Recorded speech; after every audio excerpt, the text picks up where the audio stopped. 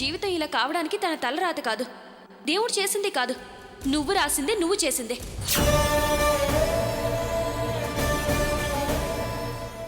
అతను తప్పేం లేదు. తనకు తాను మంచివాడని 10 సార్లు నిరూపించుకున్నాడు. అలాంటి వాణ్ణి ఆ కుటుంబం నుంచి విడదీయాలని చూస్తే దేవుడు మనల్ని క్షమించడమ్మా. ఏమి నాకొక్కటి చెప్పవే, అసలు నువ్వు నీ కన్న కూతురు జీవితం సాఫీగా సాగాలి అనుకుంటున్నావా లేదా? అమ్మని ఆయనేం అవమానించుండరు. అమ్మే ఆవేశంతో అక్కడికి వెళ్ళి అవమానాన్ని మోసుకొచ్చుంటుంది. అది గుళ్ళో చాలా మంది జనం ఉన్నారమ్మా, అందుకే లేట్ అయింది.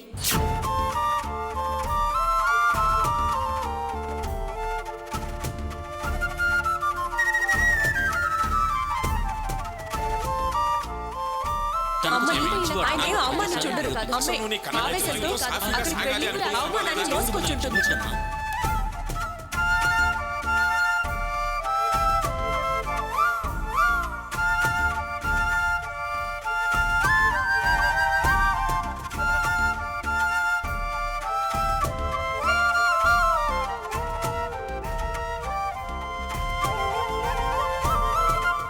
ఏం వరలక్ష్మి, నిద్ర రావటం లేదా? అవునండి, నిద్ర పట్టడం లేదు. మనసుకి చాలా ఇబ్బందిగా ఉంది. ఏమీ తోచడం లేదు. ఏం ఆలోచిస్తున్నావు?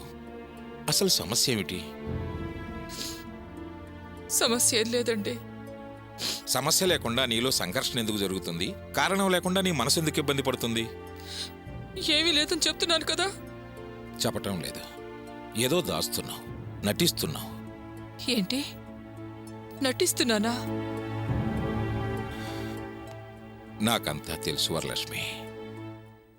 నీ మనసులో నువ్వు ఎవరెలా పోతే నాకేమిటి, ఎవరికేమైతే నాకేమిటి అనుకుని ఉండలేకపోతున్నావు. అందుకే ఈ ఇబ్బంది.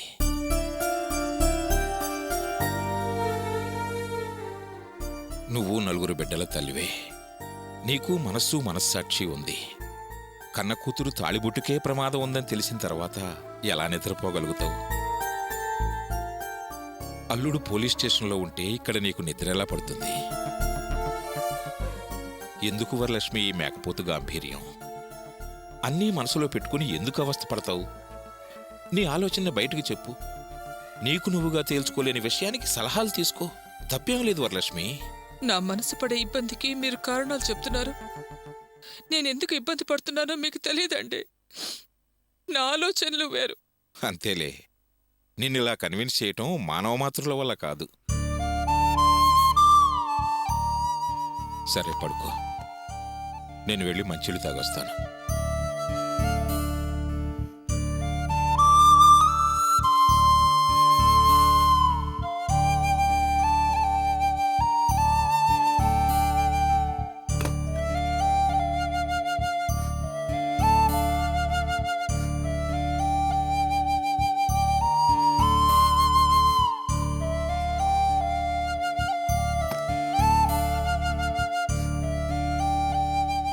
అర్చన,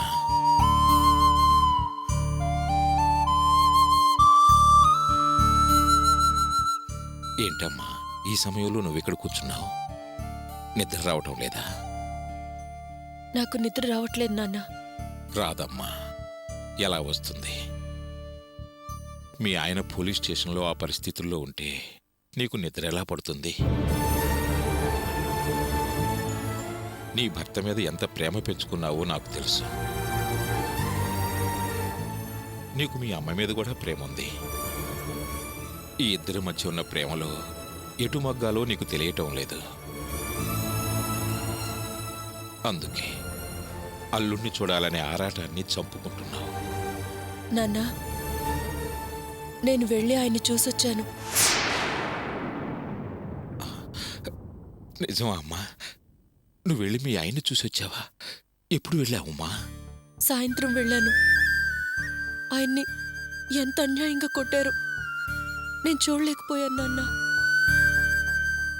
వాళ్ళసలు మనుషులేనా? వాళ్ళకసలు జాలి దయ ఏం ఉండవా?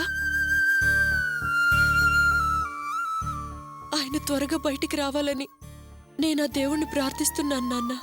అమ్మా, నువ్వు అల్లుడిని చూసి వచ్చింది మీ అమ్మకు తెలుసా అమ్మా? తెలీదు నాన్న. గుడికెళ్తున్నానని అబద్ధం చెప్పి వెళ్ళాను. మంచి పని చేశావమ్మా. ఇలాంటప్పుడు అబద్ధం చెప్పినా తప్పులేదు. అన్యాయంగా స్టేషన్లో నరకయాతనలు అనుభవిస్తున్న నీ భర్తను చూడ్డానికి నువ్వు నానాయాతన పడుతున్నావు. అలాంటప్పుడు మనసు కుదుట పట్టడం కోసం అబద్ధం ఆడినా మంచి పనే చేశావమ్మా. ఇప్పుడు దాకా అమ్మ కోసం అని ఎన్నో వదులుకుని ఎంతో నష్టపోయావు. అలాంటిది ఇప్పుడు నువ్వు ధైర్యంగా అబద్ధం చెప్పైనా సరే అల్లుణ్ణి చూసొచ్చావు. చాలా సంతోషం అమ్మా. నీకు మీ అమ్మ మీదున్న ప్రేమే అతన్ని కలవనీయకుండా చేస్తుంది. ఇప్పుడు నువ్వు నీ భర్త వైపు మొగ్గావు, అతన్ని చూడగలిగావు. నీ ప్రేమే మీ ఇద్దరినీ ఒకటి చేయగలిగింది. నువ్విక్కడ మీ ఆయన కోసం నిద్రపోకుండా కూర్చున్నావు. లోపల మీ అమ్మేమో అల్లుణ్ణి తలుచుకుని నిద్రపోకుండా ఉంది. మిమ్మల్ని చూశాను గనుక ఆ నమ్మకంతోనే అంటున్నానమ్మా, మీరు ఖచ్చితంగా కలిసే తీరుతారు. నాన్న, అమ్మ ఇంకా నిద్రపోలేదా? అవునమ్మా. తనకెంత పంతం ఉన్నా, నిష్ఠూరంగా మాట్లాడినా తనకీ ఓ మనస్సాక్షి ఉంది. దానికి సమాధానం చెప్పాలి కదా. అందుకే తర్జన భర్జన పడుతుంది, సందిగ్ధంతో సతమతమవుతుంది. చూస్తూ ఉండు, అదే నిన్ను నీ భర్త దగ్గరకు వెళ్ళమంటుంది. నాన్న, ఆయన్ని బయటికి తీసుకురాగలమా? ఆ ప్రయత్నమే చేస్తున్నామమ్మా. ఎలాగైనా తీసుకురావాలి. నువ్వు భయపడకమ్మా, ధైర్యంగా ఉండు. అమ్మా అర్చన, కాసిన మంచినీళ్ళు అమ్మా.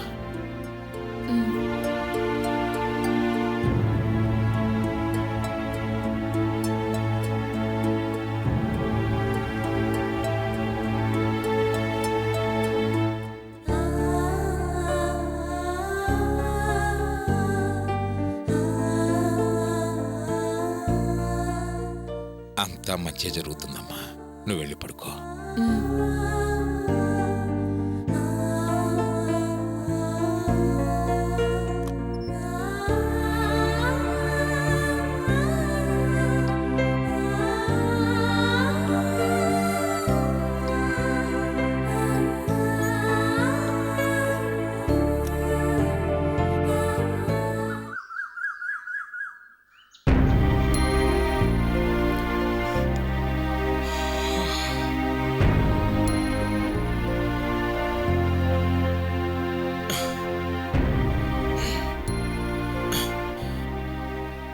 ఏమేవ్, వెళ్ళి కాస్త కాఫీ పెట్టు.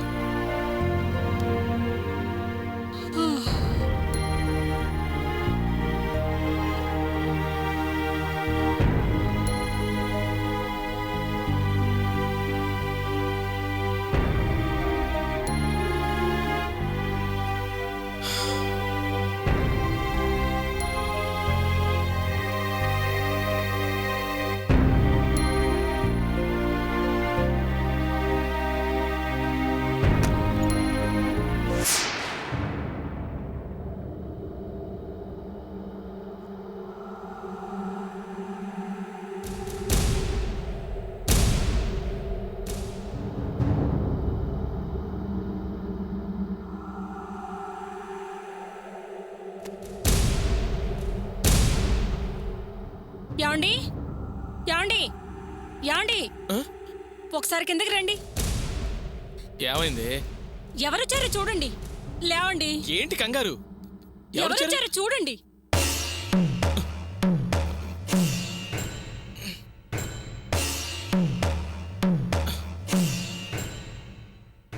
ఏంటో చెప్పు.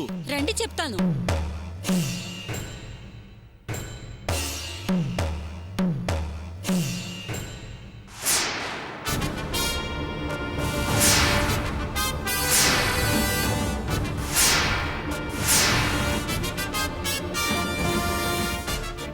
ఎందుకొచ్చారా ఇక్కడికి? మరేం లేదండి, మా బాధ మీతో చెప్పుకుందామని వచ్చాం. మీరు చెప్పుకునేదేంటి, నేను వినేదేంటి? మా అమ్మాయిని మీ అబ్బాయిని నా వాకిట్లో నిలబెట్టి నా ముందుకొచ్చుంటే అప్పుడు మాట్లాడుండేవాణ్ణి. అయినా మీరెందుకు వచ్చారో నాకు బాగా తెలుసు. అప్పుడు నా ఇంటికొచ్చి నా కూతురు మెళ్ళలో నీ కొడుకు చేత తాళి కట్టిస్తానన్నావు కదా, అప్పుడు అన్న మాటలు నిలబెట్టుకున్నాను అని గర్వంగా చెప్పుకోవడానికి వచ్చావే, అంతేనా? అయ్యో అదేం లేదండి. మీరు మీ అమ్మాయి విషయంలో ఎలా మోసపోయి ఇలా నిలబడ్డారో మేము మీలాగే మా అబ్బాయి విషయంలో అలాగే బాధపడుతున్నాం. ఇందులో ప్రతిజ్ఞలు, సవాళ్ళు, గెలవటాలు ఏమీ లేవు. మా అబ్బాయి వాసు మీ అమ్మాయిని నిజంగా ప్రేమించి ఎలా నాన్న అని నన్ను అడిగి ఉంటే ఎలాగలాగో మీ అమ్మాయిని ఒప్పించి తీసుకెళ్ళి వాళ్ళిద్దరు పెళ్లి చేసి తీసుకొచ్చి మీ ముందు నిలబెట్టి ఉంటే అది సవాలుగా గెలవటం అవుతుందండి. అంతేగాని మన రెండు కుటుంబాలని మోసం చేసి ఎక్కడికో వెళ్ళి పెళ్లి చేసుకున్నారు. అసలు అది పెళ్ళే కాదండి. ఏయ్, నువ్వేదో తెలివిగా పెద్దరికంగా మాట్లాడుతున్నాను అనుకుంటున్నావా? నీ కొడుకు ఆడిన నాటకం చాలక మళ్ళీ నువ్వు నాటకం మొదలెట్టావా? నీలాంటి యాక్టర్స్ని చాలా మందిని చూశాను రా. వెళ్ళండి. చూడండి, మీ కోపానికి అర్థం ఉంది, అది న్యాయమైంది. మీ బాధ నేను అర్థం చేసుకోగలను. ఊరంతా వెడ్డింగ్ కార్డ్స్ పంచిపెట్టారు, మీ బంధువులందరూ వచ్చారు. మండపంలో అన్నీ సిద్ధంగా ఉన్న టైంలో అమ్మాయి పారిపోయిందంటే అందరి ముందు మీకెంత అవమానం. వాళ్ళ మాటలు మిమ్మల్ని ఎంత బాధ పెట్టుంటాయో నాకు తెలుసండి. ఈ విషయంలో మేం మీకు ద్రోహం చేసినట్టుగా, మీ అమ్మాయిని మా అబ్బాయితో పంపించినట్టుగా మీరనుకోవటం బాగోలేదండి. అది మా మనసుకు కష్టం కలిగిస్తుంది.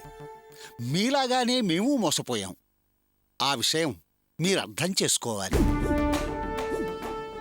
అదే మీకు చెప్పి వెళదామని వచ్చామండి. ఇదిగో, మీ మాటలు వినాల్సిన అవసరం నాకు లేదు. నాకు కావలసిందల్లా నా కూతురు.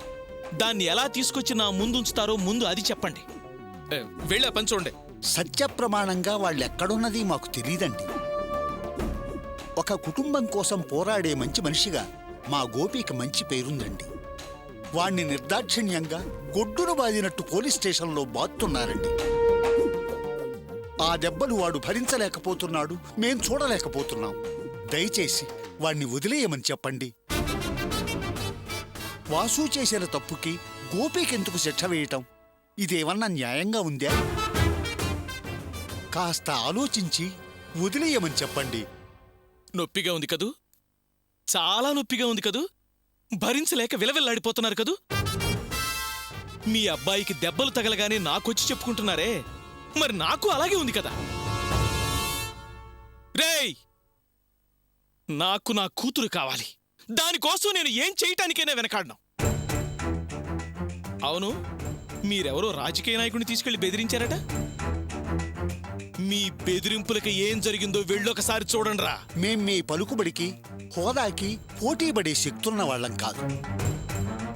అందుకే వెతికి సాక్షి చేతులు పట్టుకుని వేడుకునే కన్నా అసలు ప్రాబ్లంకి కారణమైన వాళ్ళ కాళ్ల మీద పడి ప్రాధేయపడాలని వచ్చాం. ఏయ్, దొరక్క ఒక్క ఆధారం దొరికితే దాన్ని వదిలేసేటంత పిచ్చాడనుకున్నారా? మీకు కావాలంటే వాసును అప్పగించి గోపిని తీసుకెళ్ళండి. నిజంగానే వాసు ఎక్కడున్నాడో మాకు తెలియదండి. మమ్మల్ని నమ్మండి. ఇదిగో, ఈ అబద్ధమే నాకు నచ్చదు. ఎన్ని రోజులు చెప్పినా మీ అబద్ధం నిజం కాదు. నేను నమ్మను కాక నమ్మను. కొంచెం ఆలోచించండి. వాసు మీ అమ్మాయిని తీసుకెళ్ళడానికి మేము సహకరించుంటే గోపి పోలీస్ స్టేషన్లో పోలీసుల చేతులతో చావు దెబ్బలు తింటూ చిత్రహింసలు అనుభవిస్తూ ఉంటే మేము మౌనంగా ఉంటామా? చెప్పండి. వాడు మాకు ప్రాణం కంటే ప్రాణం. ఒక బిడ్డ కోసం మరో బిడ్డను బలి తీసుకుంటామా? చెప్పండి. దయచేసి వాడిని వదిలిపెట్టమని చెప్పండి.